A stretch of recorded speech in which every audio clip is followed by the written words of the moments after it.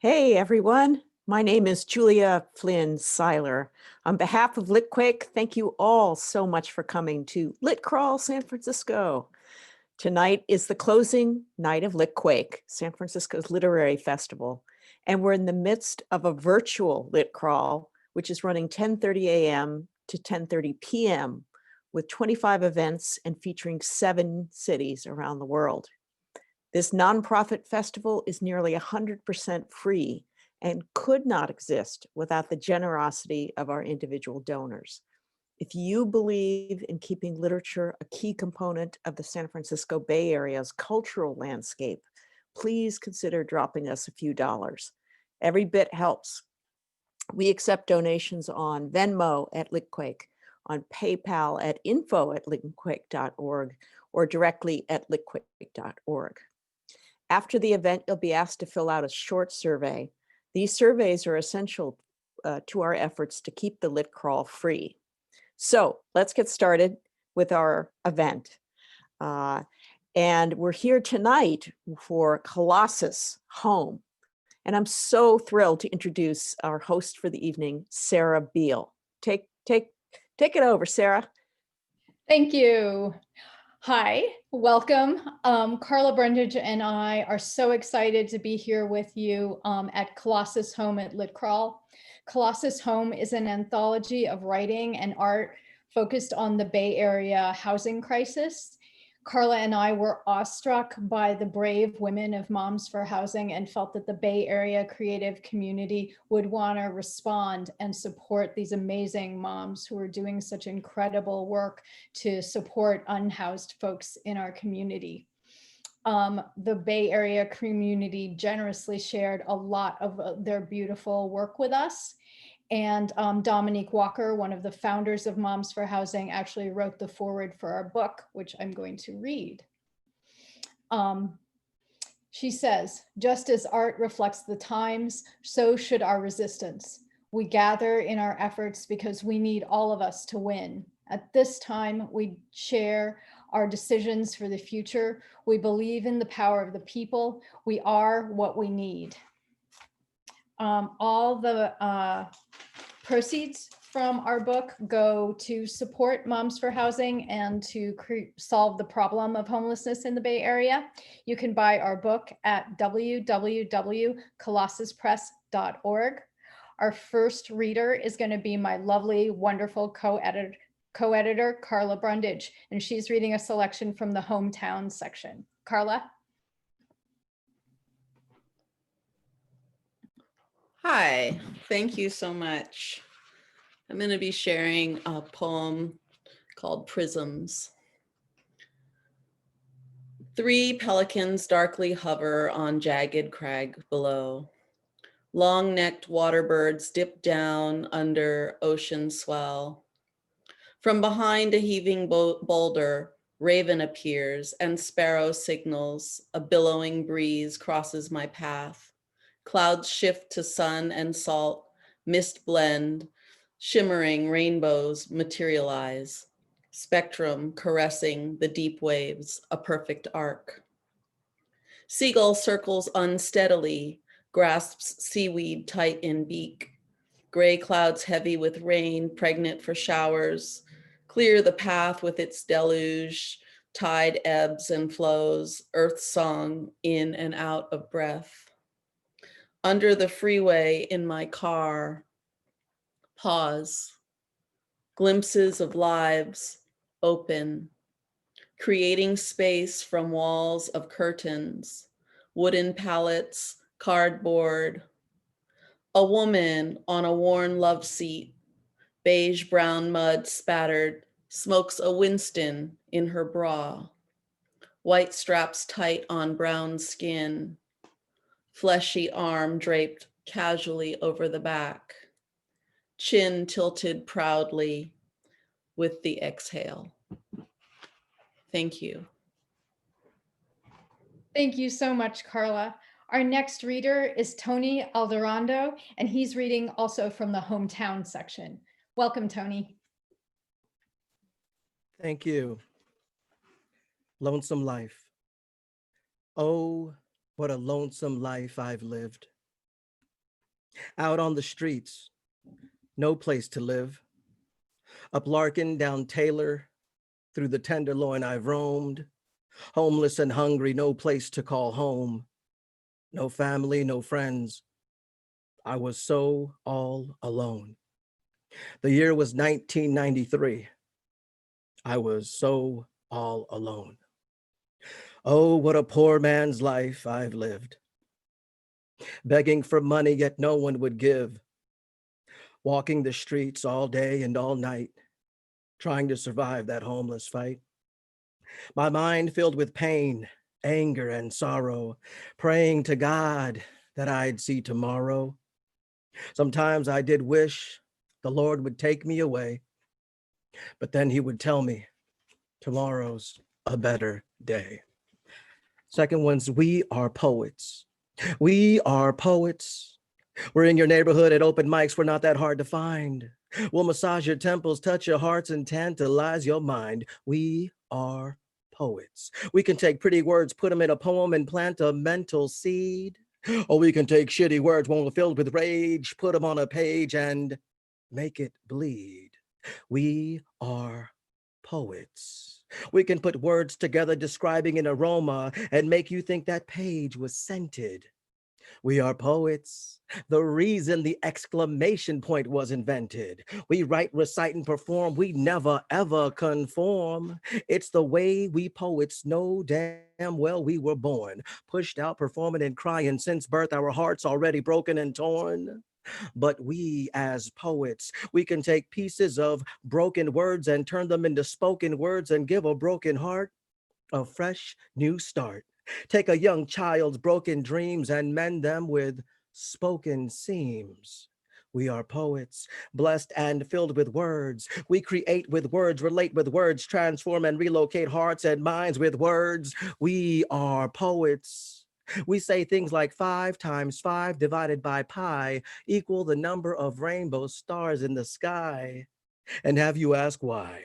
We are poets. It's simple mathematics times dramatics factored into a poetical third eye. And the answer in the back of your mind's book is even simpler. We are poets.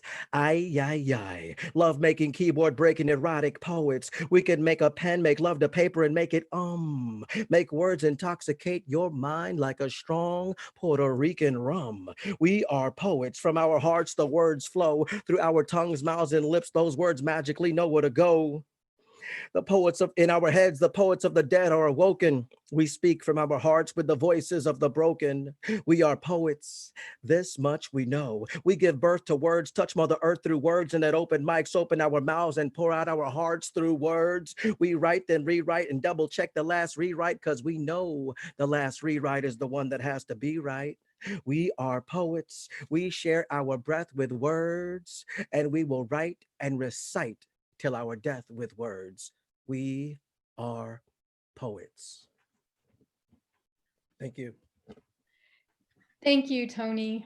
We are poets and we do pour our hearts out. And that was one of the ways this book came into being. Thank you.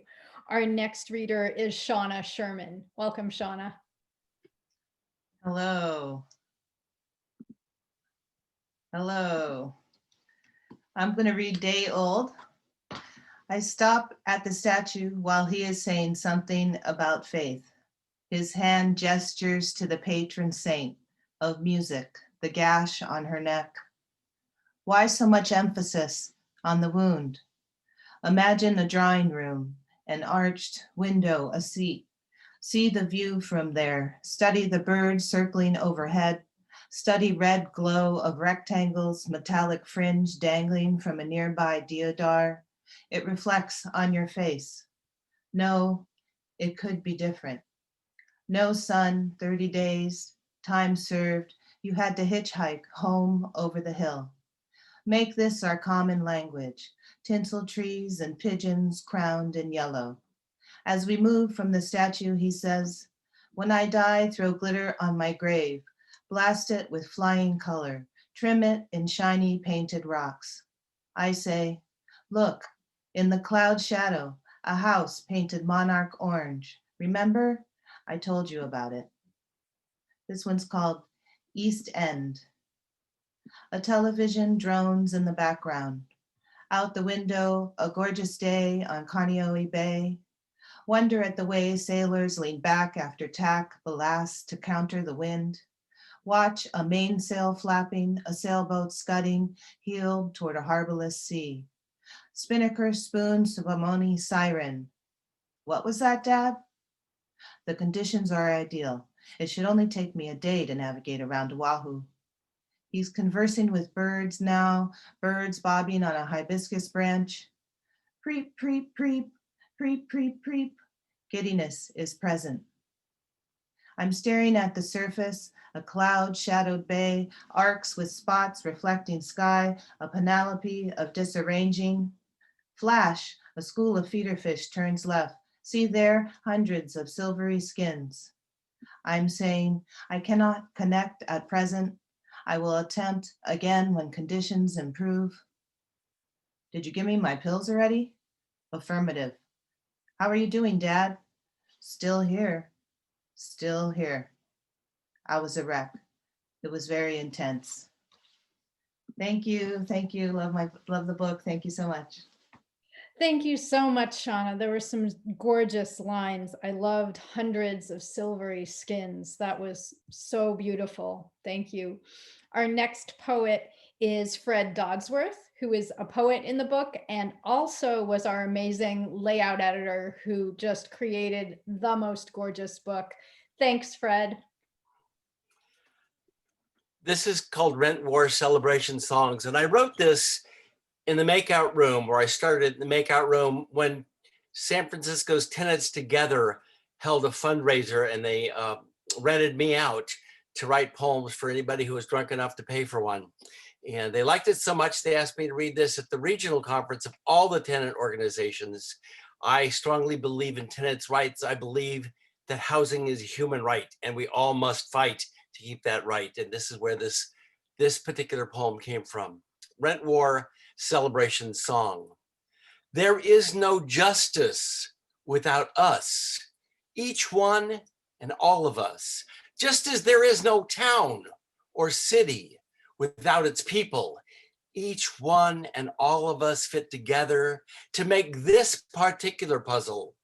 Without you, this is no home, just a deadening box without a soul. In our wondrous and various strange incarnations, we create this magic by bumping up an awkward all against each other, fitting loose or tight or barely to make a place, our place in this mix, this mess. This is what makes our community special. This is what makes our neighborhood a home. Without such a place and the people in it, we are merely organic machines, little folded bits of genetic material.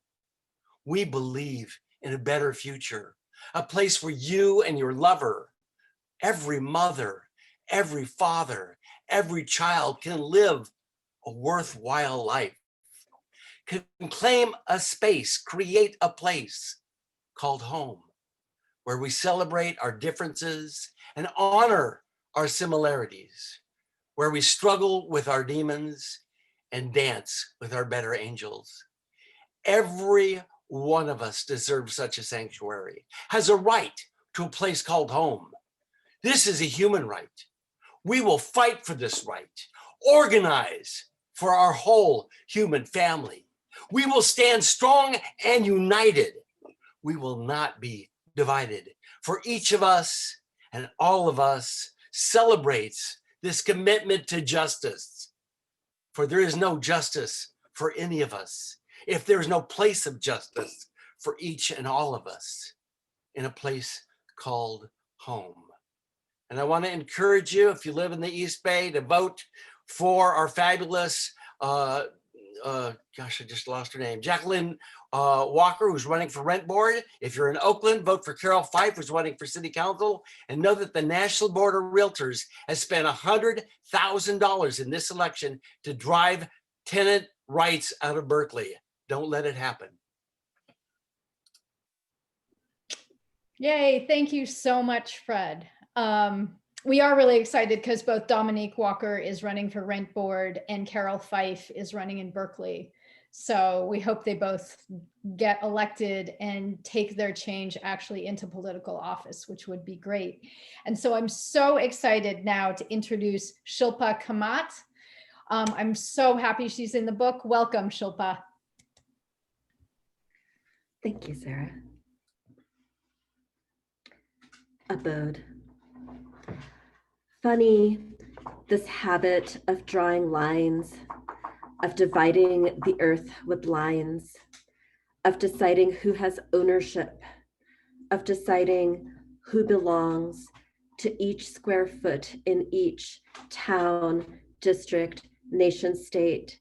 Funny how everywhere someone owns the ground, owns slivers of watershed, the single bank of a river, as though any piece would survive without connection to the whole. 2, where do you rest? Where do you sleep?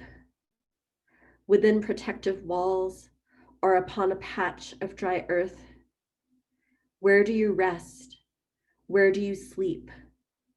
Is it somewhere you can return to again and again? Is it somewhere safe from smoke and floods and bad intentions? How do you rest? How do you sleep? Secure about your place in life or wondering about tomorrow? 3, there are people who seize more and more of the earth's crust, who also want to claim oceans and mantle. There are people who more and more want to rule the places where the children stretch, to gentrify air, to parcel off cubes of the earth's core.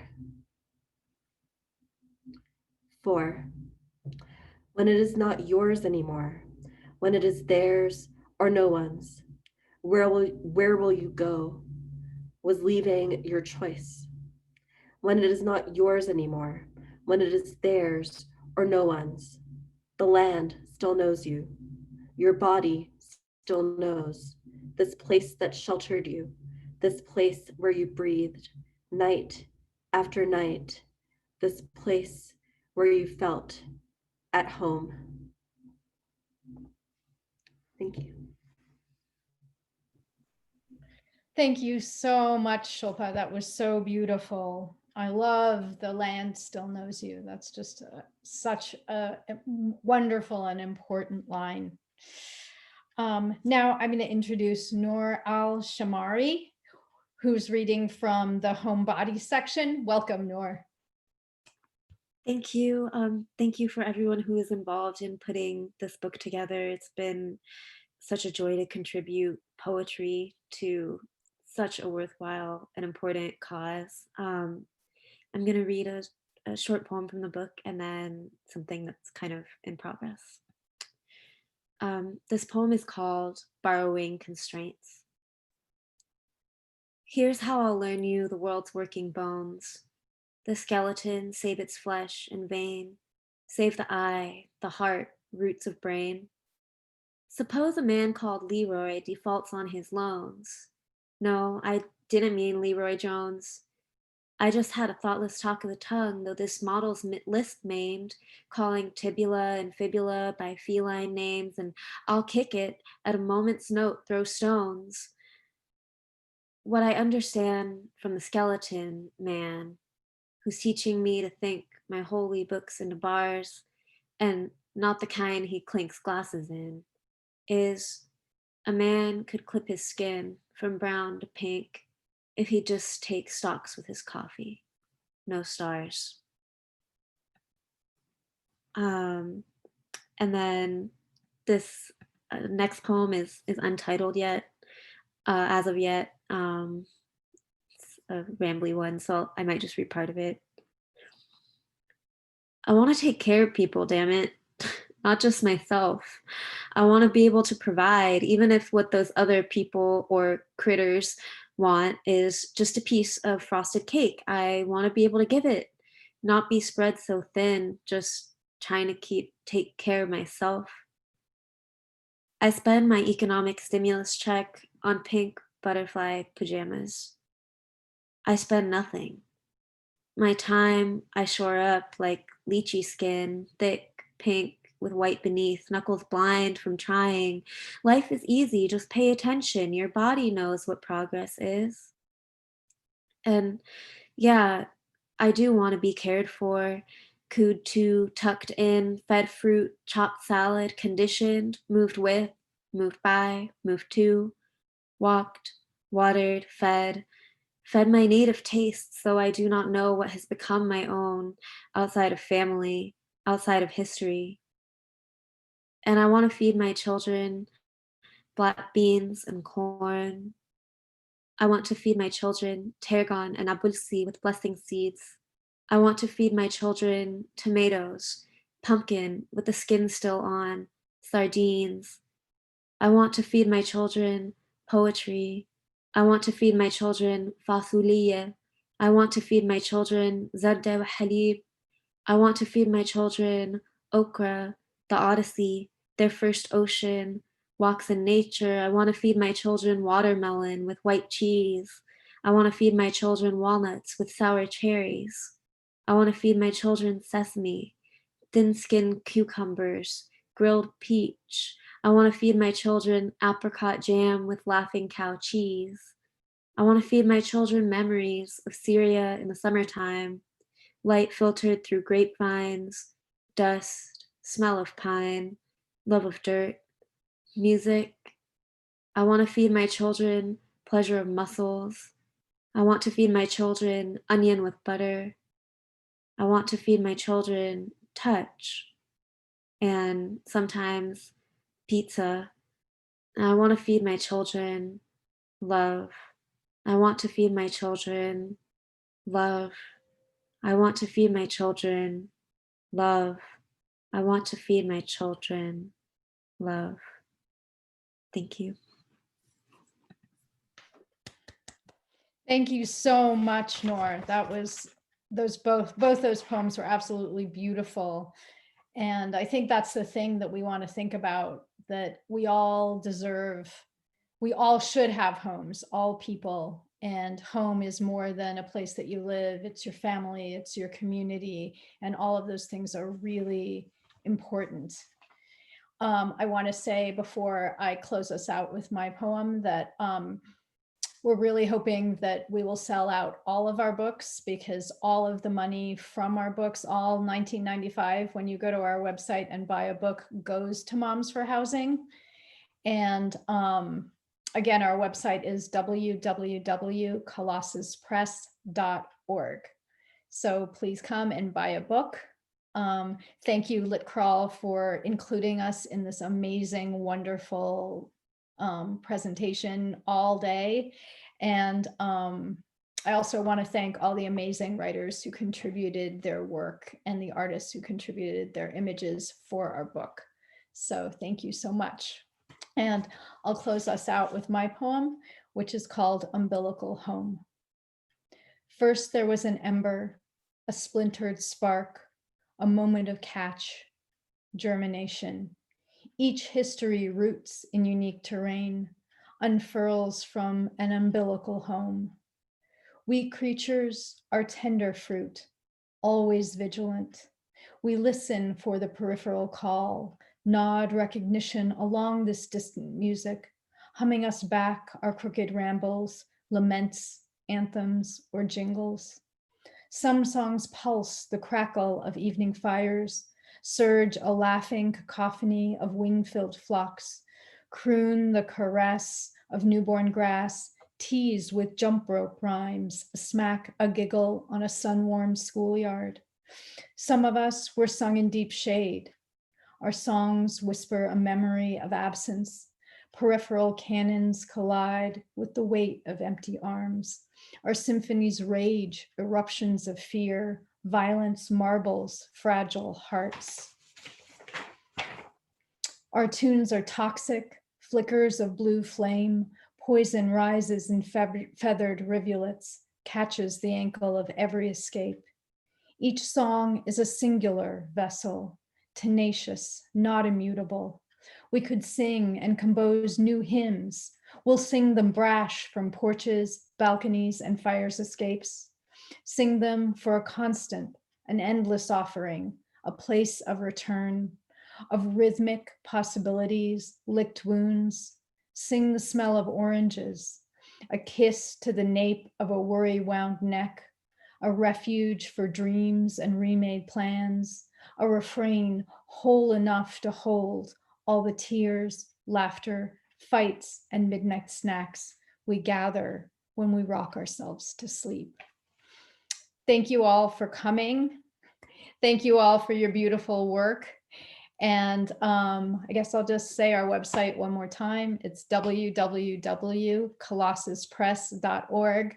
And thank you to Litcrawl for hosting us at this amazing event.